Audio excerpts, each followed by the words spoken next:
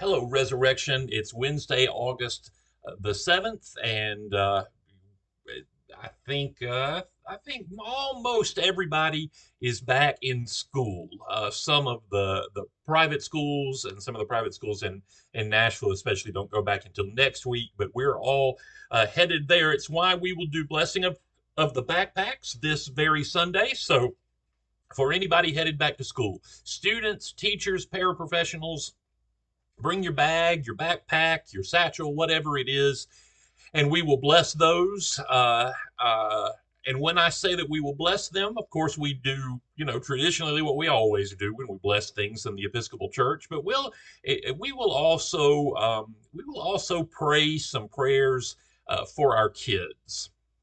And I was thinking about those prayers this morning. And as I was thinking about Lily headed back to school, and Patrick and Andrew headed off to college here in the next few weeks, and thinking about my prayers for them. You know, back when I was in high school and college, it was stressful. It was stressful because of the work we had to do, because of deadlines, because of social pressures and societal things, and you have to look just right and you have to act just right, and uh, you know, being different was just the kiss of death when I was in school, and I think back to what school was like when I was in it, which is getting further and further back in history. And I think our kids today are going through things that we did not even have an inkling existed back when I was in school. I think the advent of social media uh, makes living in a society of teenagers one of the most horrifically stressful things on this entire planet. And I know that sounds dramatic, but I mean it. I really do think so. If you had a really bad day at school when I was in school, you could go home. You go home, you get a good rest, you don't think about it, you don't talk about it, you can kind of get yourself squared away and wake up the next morning with the energy to go back and face it all again. Our kids today can never get away from it because of social media. Your bad days follow you home. You can never turn it off. You can never stop that barrage of whatever it is that you're going through in that day. And I don't know how our kids cope with that. And I think that some of them have trouble coping with that. So as we head into that time of year, uh, I'm going to ask you all to do some really very intentional praying for our schools, for our teachers, for our administrators, for our school boards, and especially for our kids. I pray that as Christians, they'll be free from persecution in the schools.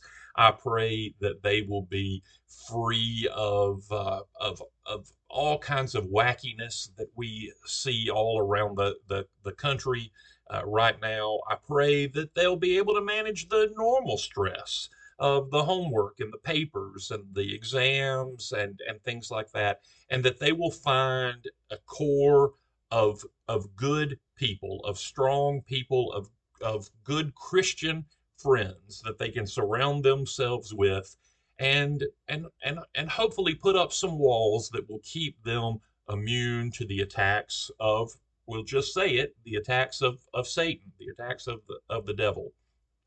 So we all live, as adults, we live stressful lives. I think our kids live with stresses today that we don't quite understand. We don't have a grasp on very well. School is a very different place now than it used to be. Whether your kids are going to public schools or private schools, every school is eaten up with these challenges. Some of the challenges are different in some schools than other, but our kids go through it just about every day. And my prayer for my kids and my prayer for your kids is that they will have a strong enough foundation in the Lord Jesus Christ that they can weather the stress and the storm. And y'all, that's why having our kids in church is important. It's why we have to be there every single week. It's why we have them in youth group. It's why we have them in youth and children's choirs. It's why we have them in catechesis of the Good Shepherd. It's why we try to steep them in the teachings of Jesus Christ, telling them the stories, singing the songs, because it is the only foundation that will keep them safe and will keep them anchored in the world they live in today.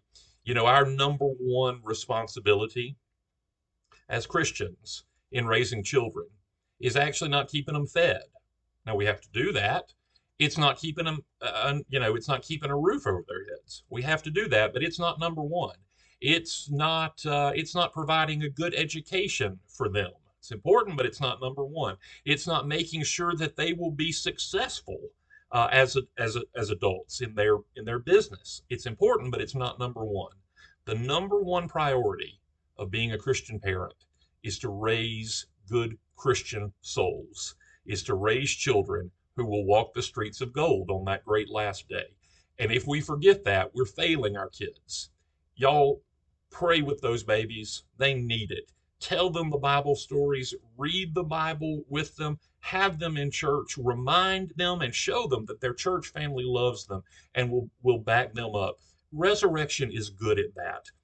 You've heard me say a million times that there are a lot of priest kids who grow up and will never go to church because they've seen church people behave badly all their lives. None of the three of my children have ever had that experience.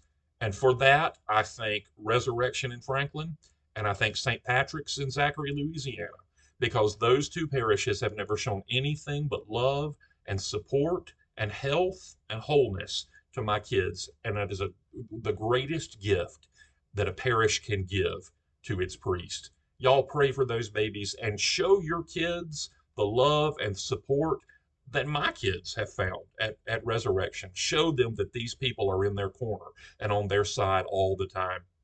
If you have them here enough, and if they see it enough, they will believe it. I love you, and I'll see you this very Sunday with your kids.